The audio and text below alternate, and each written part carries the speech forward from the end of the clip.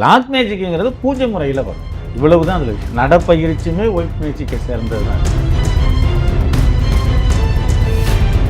Sir Vijay sir வந்து யாரும் எதிர்பார்க்கல வந்திருக்காங்க, இப்போ பிரமாதமாக போயிட்டுருக்கு. விஜய் சார் வச்சுக்கிற ராஜ வசிய மையின் மகிமை என்ன, அது பின்னாடி இருக்க கதைகள் மைய கயிறு மற்ற விஷயத்தை விடுங்க. கர்நாடகா மூகாம்பியா கோயிலுக்கு போனாலே நீங்கள் மிகப்பெரிய மாற்றத்தை பார்க்கலாம். அது ஒரு அதர்வன கடவுள்ல ஒரு மிகப்பெரிய சக்தி வாய்ந்த ஒரு தெய்வம். கல்வம் சொல்லுவோம், இல்லை மண் சட்டி. முதல்ல மண் சட்டியில் தான் நம்ம கருப்பணும். ரெண்டாவது கல்வத்துக்கு மாற்றணும். மைய அரைக்கிற கல்லுன்னு ஒன்று இருக்கு, அதுக்கு மாற்றி மந்திரங்கள் நிறைய இருக்கு.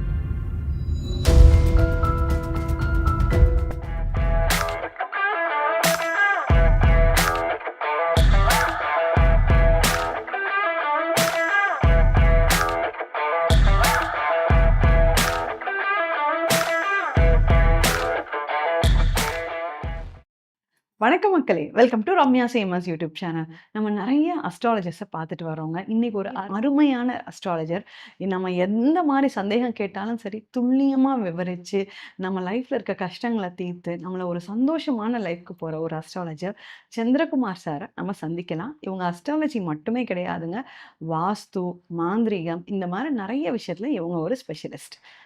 வணக்கம் சார். வணக்கம்மா. ரொம்ப நன்றி சார். நான் உங்கள் வீடியோஸ் நிறைய பார்த்துருக்கேன். என்ன இப்படி இந்த காலகட்டத்தில் இப்படி ஒரு அஸ்ட்ராலஜரா அப்படின்னு பார்த்து வியந்திருக்கேன் சார். சார் ஃபஸ்ட்டு கேள்வி வந்து, நீங்கள் அதர்வன வேதத்தில் வந்து எக்ஸ்பர்ட்டு. ஏன்னா நீங்கள் அதர்வன வேதம்ங்கிறது என்ன, இதை எப்படி யூஸ் பண்ணணும், எங்கே யூஸ் பண்ணணும், நிறைய விஷயங்கள் சொல்லிட்டு வரீங்க. அதர்வன வேதம்னா என்ன சார்? நல்ல கேள்வி. இப்போ வந்து அதர்வனம்னா என்னன்னு கேட்டிங்கன்னா இருட்டுன்னு பேர். அதர்வனத்தினுடைய மறு பேர் வந்து இருட்டு. பிளாக்னா கருப்பு, மேஜிக்னா பவர். இதை தான் நம்ம இங்கிலீஷ் சொல்லுவோம் பிளாக் மேஜிக் அப்படின்னு. அதர்வனங்கிறது சமஸ்கிருத வார்த்தை, இருட்டுங்கிறது தமிழ் வார்த்தை. இவ்வளவுதான். இப்போ இருட்டு மாந்திரிகம், அதர்வனத்தினுடைய மறுபெயர் இருட்டு மாந்திரிகம். இப்போ இந்த 30 நாள் இரவுகளில் வந்து இந்த அமாவாசை இருட்டுக்கு மட்டும் ஜாஸ்தியாகி அன்னைக்கு தான் இந்த மாதிரி மாந்திரிக தொழில் பண்ணுறவங்க, மற்ற சித்து எடுக்கிறவங்க, அதர்வன கலை செய்கிறவங்க அன்னைக்கு தன்னுடைய வேத மந்திரங்களை ஜெபிச்சு தன்னுடைய பவரை ஏற்றிக்குவாங்க. இப்போ நம்ம ஒரு காரில் வந்து ஒரு 3000க்கோ 4000க்கோ பெட்ரோல் புல் பண்ணுறோம் அப்படின்னா அது போகிற வரைக்கும் போகும். அது காலியானச்சுன்னா திரும்ப புல் பண்ணணும். அப்போ ஒரு மாந்திரிகர் 29 நாள் வர்ற கிளைண்ட்டுகளுக்கு அது நல்ல காரியமோ கெட்ட காரியமோ வசியமோ பேதனமோ உச்சாரணமோ சம்பனம் மோகனம் வித்தியோகம் இப்படி அதர்வன கலைகள் 8 இருக்குது. 32 வகையான பிரயோக முறைகள் இருக்குது. 12 ராசி, 27 நட்சத்திரம், 9 நவகிரகங்கள். இந்த 29 நாளும் அது தீந்துரும். கொஞ்சம் கொஞ்சமாக பிரச்சனையை சரி செய்ய தீந்துரும். அப்போ இந்த 30வது நாள் அமாவாசை வர்ற அன்னைக்கு தன்னுடைய வேத மந்திரங்களை மயானத்தில் உட்காந்து ஜெபிச்சு தன்னுடைய பவரை ஜாஸ்தி பண்ணிக்குவாங்க. அதனால தான் அதர்வனம். அதர்வனம்னா இருட்டு, இருட்டுனா பிளாக்னா மேஜிக். அந்த இருட்டுக்குள்ளே செய்கிறதுக்கு பேர் தான் அதர்வன முறைப்படி. இவங்க ஒயிட் மேஜிக்கும் இருக்குது, பிளாக் மேஜிக் இருக்குது. ஒயிட் மேஜிக் என்ன, தியானம் பண்ணுறது, குண்டலின் பண்ணுறது, வாசியோகம் பண்ணுறது, நடப்பயிற்சி, இன்னும் நிறையா வரும் ஒயிட் மேஜிக்கில். அந்த மாதிரி பிளாக் மேஜிக்கில் வசியம், பேதனம், சம்பனம், மோகனம், வித்யாகனம், உச்சாடனம், மாரணம் இந்த மாதிரி வரும். 38 வகையான பிரயோக முறைகள் வரும். அப்புறம் வாராகி, பிரத்யங்கரா, குட்டிச்சாத்தம், கைகருப்பு, வேதாளம், ஜின்னு, பூஜை முறைகள், படையல், சைவம், அசைவம், கருமுறை, உருமுறை, பகல், இரவு, அஷ்டமி, தேய்பிறை, வளர்பிறை, பஞ்சமி, நவமி, அமாவாசை, இந்த மாதிரி நிறைய பிரிக்கப்படும். அதில் அதர்வனத்துக்குன்னு தனியாக கடவுள் இருக்காங்க. குட்டிச்சாத்தம், வாராகி, பிரத்யங்கரா, யக்ஷினி, மோகினி, ஆத்மாக்கள். இது பரிவார தெய்வங்கள் நீங்கள் எடுத்துக்கிட்டிங்கன்னா ஐயப்பன், முருகன், வெங்கடாச்சலபதி, அவங்க இஷ்ட தெய்வம். இந்த மாதிரி வரும். அதர்வனம்னா இருக்கு, அவ்வளவு. சரி, இப்போது ஒயிட் மேஜிக்னு சொல்லி சொன்னீங்க. இப்போ ஒயிட் மேஜிக்னா என்ன சொல்லி சொன்னீங்க? தியானம் பண்ணுறது, வந்து பூஜை பண்ணுறது அப்படின்னு சொன்னீங்க. வாக்கிங்கும் ஒயிட் மேஜிக்னு சொல்லி சொன்னீங்களே சார், அது எப்படி சார்? ஆமாம், ஒயிட் மேஜிக்கில் வந்து இப்போ என்னென்னு கேட்டிங்கன்னா சுகர்னு ஒரு நோய் இருக்குது. ஆமாம், நீங்கள் நடைப்பயிற்சி பண்ணினாலோ இல்லை வந்து வேறு மாதிரி பண்ணினாலோ சுகர் இறங்குங்கிறாங்க. அது ஒரு பயிற்சி தானே. ஆமாம், சரிங்களா? கரெக்ட். இப்போ எக்ஸசைஸ் பண்ணினாக்க கையை ஸ்ட்ராங் பண்ணலாம், தொப்பை இல்லாமல் சிக்ஸ் பேக்கு அந்த மாதிரி கொண்டு வர்றாங்க. எக்ஸசைஸ் முறையில் நிறைய விஷயங்கள் இருக்குது. நோயை குணப்படுத்தலாம், உடம்பை ஸ்ட்ராங் படுத்தலாம், இன்னும் பல்வேறு விஷயங்கள் இருக்குது. தியான பயிற்சி இருக்குது, கை காலை வளைக்கிறது இருக்குது, யோகா பயிற்சி இருக்குது, இதெல்லாம் இருக்குது இல்லைங்களா? இதெல்லாம் ஒயிட் மேஜிக்கில் வரும். சரிங்களா? பிளாக் மேஜிக்ங்கிறது பூஜை முறையில் வரும். இவ்வளவுதான் அதில் விஷயம். நடப்பயிற்சியுமே ஒயிட் மேஜிக்கை சேர்ந்தது தான் இது.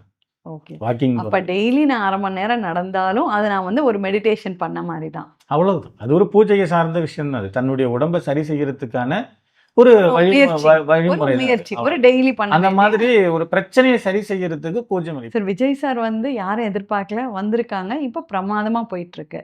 ராஜ வசிய மை, விஜய் சார் வச்சுக்கிற ராஜ வசிய மையின் மகிமை என்ன? அது பின்னாடி இருக்க கதைகள் என்ன? நல்ல கேள்வி. ம். இப்ப ம். ஆந்திரியத்துல என்ன சொல்லப்படுதுன்னு கேட்டீங்கன்னா, மை வந்து பல லட்ச வகையான மைகள் இருக்கு. 1 வகை, 2 வகை கிடையாது. ம். அதர்வனம்ன்றது மிகப்பெரிய கடல். இதுல இந்த மத்த நாங்க என்ன மாரி ஆட்கள், இல்ல என்ன தாண்டின ஆட்களா இருந்தாலும், அதுல ஒரு கடுகளவுன்னு தான் சொல்ல முடியும். அது ஒரு பெரிய விஷயம் அது. அவ்வளவு ஈஸில அத அப்ப இந்த மையில வந்து பல லட்சம் வகையான மைகள் இருக்கு. நம்ம சபைய கட்டுப்படுத்துறதுக்கு தான் மை குடுக்குறது. ஒரு சபைய கட்டுப்படுத்துறதுக்கு மை குடுக்குறது. எப்படி சபைன்னு கேட்டீங்கன்னா, ஒரு கல்யாணம், மக்கள் கூடுற இடம் ஒரு சபை. ஒரு கும்பாபிஷேகம், மக்கள் கூடுற இடம் சபை. ஒரு சுப நிகழ்ச்சிகள் நடக்கிற இடம் ஒரு சபை. எப்படின்னு சொன்னா, என் சபைக்கு நீ வரல, என் சபைக்கு நீ வந்திருந்தீன்னா, என் சபையே ஒரு களைகட்டி நிறைஞ்சிருக்கும். சபைன்னு தான் சொல்லுவாங்க. ஆ. அவரு இருக்கிறது சட்ட சபை. ம். நான் சொல்றது புரியுதா? நல்லா அவரு இருக்கிறது சட்ட சபை. சட்டசபை.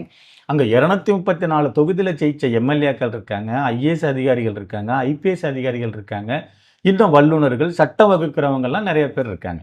இத்தன பேரையும் ஆள்கொள்றதுக்கு தான் ராஜகுரு பதவி குடுத்துச்சு இந்த சோதிடருக்கு. வெறும் 24 மணி நேரம் மட்டுமே அந்த பதவியில இருந்தாரு. சில எதிர்ப்புகள்னால வாபஸ் வாங்கப்பட்டுச்சு.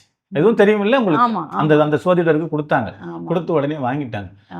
இப்பேற்பட்ட அந்த சட்டசபைய கட்டுப்படுத்துறதுக்காக வைக்கப்படுகிற மை தான் ராஜமைன்னு பேரு. இப்ப அங்க பார்த்தீங்கன்னா, சட்டசபைய வந்து டெலிகாஸ்ட் பண்றாங்க. நேரடி ஒளிபரப்பு செய்றாங்க. நீங்க அதுல ஒரு 10 நிமிஷம், 20 நிமிஷம் பார்த்தீங்கன்னா தெரியும். ஆமா. விவாதம் வருது. சரிங்களா? இப்ப கூட ஒரு அணைய பத்தி பேசிக்கிட்டு இருக்காங்க. இவர் யார் முகத்தையும் பார்க்க மாட்டாரு. கீழ மட்டும் தான் பார்த்துட்டு இருப்பாரு. அப்படி எழுந்திருச்சு இப்படி பார்த்தாருன்னா, அவங்களுடைய கடுமையான விவாதம், ஒரு கரடுமுரடான வார்த்தைகள் அங்க ஆஃப் ஆகும். அப்படி ஒரு சக்தி வாய்ந்தது. 2வது ஒரு ஷார்ப்பான சிந்தனை, ஒரு ஷார்ப்பான பதிலு, ஒரு இலகுவா யோசிக்கிற திறன், கையாள்றது. இப்ப ஒரு 20 பேர், 30 பேர், ஒண்ணும் இல்ல என்கிட்ட 13 பேர் வேலை பார்க்குறாங்க. ஒரு 6, 7 இடம் மலேசியா, தாய்லாந்து, சிங்கப்பூர், தமிழ்நாடு இப்படி இருக்கு. இத நான் சம்பளம் போட்டு இத நிர்வகிக்கிறதுக்கு சில நேரம் டென்ஷன் ஆகும். சரிங்களா? அது ஒரு பெரிய நிர்வாகம் மாரி தெரியும் நமக்கு. ம். ஒரு தமிழ்நாடையே ஒரு நிர்வாகம் பண்ணணும், இத்தனை பேரை கையாளணும், இவ்வளவு விஷயங்கள செய்யணும் அப்படின்னா, ஒரு ரொம்ப ஃபாஸ்ட்டான சிந்தனை வேணும். அந்த அட் எ செகண்ட்ல பதில் சொல்ற திறன் வேணும், ஷார்ப் வேணும். இன்னும் அதீத விரைவான சக்திகள் வேணும். சரிங்களா? அப்ப அந்த மைக் குடுக்குது. அதுக்கு தான் அது பயன்படுத்துறது. இதுக்கு முன்னாடி நீங்க வச்சு பார்த்திருக்க முடியாது. படம் வெற்றி பெறணும்னோ, ஆமா, ஆமா. இல்ல வேற விஷயத்துக்காக நீங்க பார்த்திருக்கவே முடியாது. 2வது அவருடைய பேரே ஜோசப் விஜய். ஆமா. சரிங்களா? ம். இப்ப என்னகிட்டயும் கிறிஸ்டின் மதத்தை சேர்ந்தவங்க நெறைய கிளையண்ட் இருக்காங்க. முஸ்லீம் மதத்தை சேர்ந்தவங்க நெறைய இருக்காங்க. ஆமா. பெரும்பாலும் அவங்க மை பயன்படுத்தவோ, இல்ல வேற விஷயத்த பயன்படுத்தவோ யோசிப்பாங்க. யோசிப்பாங்க. ஏன்னா நான் வச்சுட்டு போனா ஏதாவது சொல்லுவாங்க சாமி. ம். வேற ஏதாவது இருக்கா? அப்படின்னு தான் கேட்பாங்க. கேட்பாங்க. சரிங்களா? உண்மை. இவர் கரெக்ட்டா வைக்கிறாரு. அதுல ஒண்ணும் மாற்று கருத்து இல்ல. அது பேசும் பொருளா மாறுது. அவ்வளவுதானே தவிர, ஆனா அதுல இருக்கிற சூட்சமங்கள், அதுல இருக்கிற விஷயங்கள் அதுபோல மைய கயிறு மத்த விஷயத்த விடுங்க. கர்நாடகா மூகாம்பிகா கோயிலுக்கு போனாலே நீங்க மிகப்பெரிய மாற்றத்த பார்க்கலாம். அது ஒரு அதர்வன கடவுள்ல ஒரு மிகப்பெரிய சக்தி வாய்ந்த ஒரு தெய்வம். ஓகே. ம். ஆமா. சரி, இப்ப இந்த மை வந்து எப்படி ப்ரிப்பேர் பண்ணுவாங்க? ஏன்னா, நீங்க இதுக்கு அத்தாரிட்டி சார். இந்த மைங்கிறது இப்ப ராஜவசிய மையே சொன்னா, எப்படி ப்ரிப்பேர் பண்ணுவாங்க இத? அத்தரு, புனுகு, சவ்வாது, அரகஜா, குங்குமம், கொரோசன, தொட்டல்வாடி, நிழல்வாடி, தேகவட்டம், மயில் தோகை, தர்ப்பப்புல்லு, அஞ்சனக்கல், பச்சை கற்பூரம். இன்னும் அரிதா 4 பொருள் இருக்கு. அத நாங்க எப்பயுமே வெளியில சொல்றது கிடையாது. இவ்வளவு பொருள்கள ஒரு மண் சட்டியில அமாவாசை, பௌர்ணமி, தேய்பிறை, வளர்பிறை, பஞ்சமி, நவமி, சுக்கிரவோர, வியாழன் ஓர, புதன் ஓர, சனி ஓர இந்த மாரி நாட்களில கிழக்கு பார்த்து உட்காந்து மாம்பலகையில ஏறி, அந்த கல்வம்னு சொல்லுவோம். இல்ல மண் சட்டி. முதல்ல மண் சட்டியில தான் நம்ம கறுக்கணும். 2வது கல்வத்துக்கு மாத்தணும். மை அரைக்கிற கல்லுன்னு ஒண்ணு இருக்கு. ஆமா சார். அதுக்கு மாத்தி மந்திரங்கள் நெறைய இருக்கு. இப்ப அறிவோம், கனகமுடி சாத்தான், கருங்குட்டி சாத்தான், அகோரகுட்டி சாத்தான், ஆவடுகள் எடு, எதிர்த்த பேரி மீது போடு, தீயடு பெய்யட, நினைத்த பேரி மீது போடு, இரக்கம் பாராத, என்ன நினையாதன், பேர தெரிவிக்காத, சீக்கிரம் சீக்கிரம் ஓம் சுவாக. அப்புறம் ஐங்குலம், ஐநம பகவதி இப்படி நெறைய மந்திரங்கள் இதுல இருக்கு. அதுக்குண்டான சுலோக முறைகள சொல்லி, அந்த மைய அரைச்சு எடுத்து, ஒரு டப்பாவுல வழிச்சு எடுத்து, ஒரு வாழல போட்டு, அந்த வாழலையில அந்த மை டப்பாவ வச்சு, அது மேல பன்னீர் ரோஜா இதழ்கள், மரிக்கொழுந்து, சவ்வாது, தாழம்பூவினுடைய மகரந்தம் இதெல்லாம் போட்டு, எதிர்த்த மாரி ஒரு வாழல போட்டு, அவுள், பொரி, கடலை, தேன், சர்க்கரை, சர்க்கரை பொங்கல். அது சைவமா, அசைவமா, கருவா, உருவா அதுல மாறுதல் இருக்கும். அதுக்கு பிறகு 1,08,000 வேத மந்திரங்கள் செபிச்சு, அந்த மைக்கு உயிர் குடுத்து, நம்ம நெத்தியிலயோ, புருவத்திலயோ, உச்சாந்தலையிலயோ வைக்கும் பொழுது, ஒரு மிகப்பெரிய ஒரு நல்ல சக்திகள உள்வாங்கும். இப்படிதான் அத தயார் செய்கிறது. அப்ப மொத்தமா தயார் செய்யும் பொழுது ஒரு 50 டப்பா, 100 டப்பான்னு தயார் செஞ்சுருவாங்க. ம். செஞ்சு பத்திரப்படுத்தி வைப்பாங்க. அவங்க வருகிற பிரச்சனைக்கு தகுந்தாற் போல இங்க மை குடுக்கப்படும். விஜய் மாரி வந்து ஒரு பெரிய ஆளுமை மிக்கவங்க, தமிழ்நாட்டுக்கே சிஎம்மா இருக்கவங்க, ராஜவசிய மை வந்து யூஸ் பண்றாங்க. இப்ப சாமானியர்கள் இருப்பாங்கல்ல, நம்ம வீடியோ பார்க்குறவங்க, இவங்கெல்லாம் வந்து உங்ககிட்ட மை செஞ்சு குடுக்குற மாரி ரிக்வெஸ்ட் பண்ணா, நீங்க அவங்களுக்கெல்லாம் என்னென்ன விதமான மைகள் வந்து செய்வீங்க சார்? இப்ப ஒருத்தர் வியாபாரம் பண்றாருன்னா குடுக்கலாம். ஒரு ஜவுளி கடை கொடுக்கலாம், நகை கடை கொடுக்கலாம், டீ கடை கொடுக்கலாம், கணவன் மனைவி பிரச்சனை கொடுக்கலாம், குழந்தைங்க பிரச்சனை கொடுக்கலாம், குலதெய்வத்தினுடைய அனுகிரகத்துக்கு கொடுக்கலாம், சொந்த வீடு, வண்டி, வாகனம், வெளிநாடு யோகங்கள், அப்புறம் ஒரு நோய்வாயிலிருந்து விடுதலை, ஒரு மன மகிழ்ச்சி, நிம்மதி, ஆரோக்கியம், சந்தோஷம், பொருளாதாரம், தேவையில்லாத கடன் தொந்தரவு, விரக்தி, கணவன் மனைவி உள்ள கருத்து வேறுபாடு, சண்டை சச்சரவு, இப்படி பல்வேறு பிரச்சனைகளுக்கு மை இருக்கு. இப்போ என்னன்னு கேட்டிங்கன்னா, ஒரு மனிதனுக்கு ஒரு நாளைக்கு 80,000 தாட்டுகள் அவனுடைய அனுமதி இல்லாமல் மேலே இருந்து கீழே வருகிறதா ஒரு ஆய்வு சொல்லுது. Okay sir. இப்போ ஒரு நகை கடைக்கு போகிறோம், நிறைய டிசைனில் நகை இருக்குது, ஓகே. ஒரு ஜவுளி கடைக்கு போகிறோம், நிறைய பொருள்கள் இருக்குது, ஓகே. அதேமாதிரி ஒரு ஒரு பல ஸ்டோருக்கோ இல்லை ஒரு சூப்பர் மார்க்கெட்டுக்கோ போகிறோம்னா நிறைய இருக்குது. அதுபோல பொருளும் நமக்கு தேவைப்படுது. இதில் ஒரு நியாயமான கருத்தும் இருக்குது. ஆனால் இப்போ உங்களுக்கு ஒரு குறைஞ்சபட்சம் சொல்ல போனாக்க ஒரு 10லேருந்து 20லேருந்து 30 நோய் தெரியுமா? ஒரு சர்க்கரை, ஒரு பிபி, கை கால் 20-30 நோய் தான் சார். 20-30 நோய் தான் தெரியும். இப்போ என்ன எடுத்துக்கிட்டாலும் எனக்கு அவ்வளவுதான் தெரியும். ரொம்ப தெரியறதுக்கான வாய்ப்புகள் இல்லை. ஆனால் நம்ம ஒரு மெடிக்கலுக்கு வந்து ஒரு மாத்திரையோ இல்லை வேற பொருளோ நம்ம வாங்க போனோம்னா அந்த ராக்கையில் இத்தனாயிரம் பாட்டில்கள், இத்தனாயிரம் மாத்திரை மருந்துகள், இத்தனாயிரம் ஊசி வகைகள் இருக்க, அப்போ அவ்வளவுக்கு அங்கே நோய் இருக்குன்னு தானே அர்த்தம். ஆமா சரிதானே? ஆமா. அப்போ ஒரு மனிதனுக்கு ஒரு கணவன் மனைவி பிரச்சனை, ஒரு கடன் தொந்தரவு, ஒரு தொழில் முடக்கம், இல்லை ஒரு விரக்தி, ஒரு கண்டம், விபத்து, இதுதான் நமக்கு தெரியும். ஆமா. ஆனால் நமக்கு தெரிஞ்சும் தெரியாமலும் 4000லிருந்து 6000 பிரச்சனைகள் ஒரு மனிதனுக்கு இருக்கிறதா ஒரு ஆய்வு சொல்லுது. ஆமா. மேலே இருந்து 80,000 தாட்டுகள் இங்கே வருதான், அவன் அனுமதி இல்லாமலே.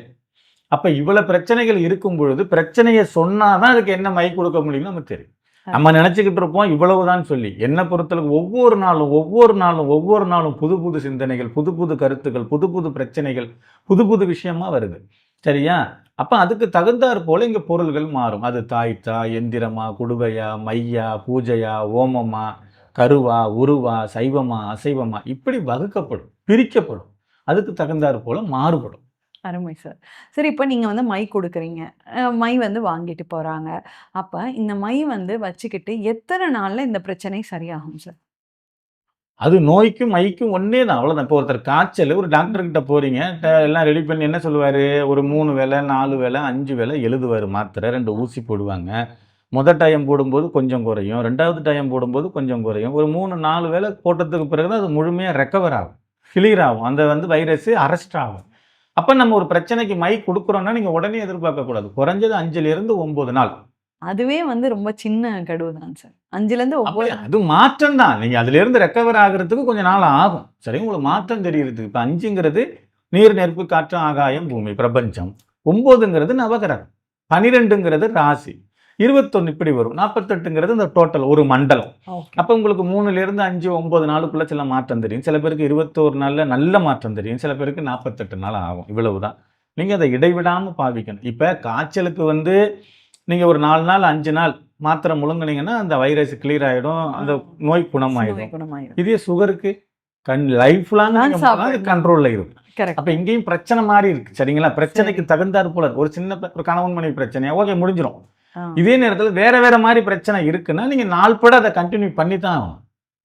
புரியுதா உங்களுக்கு? எல்லாமே அதான் விஷயம் இல்லை. அருமை சார்.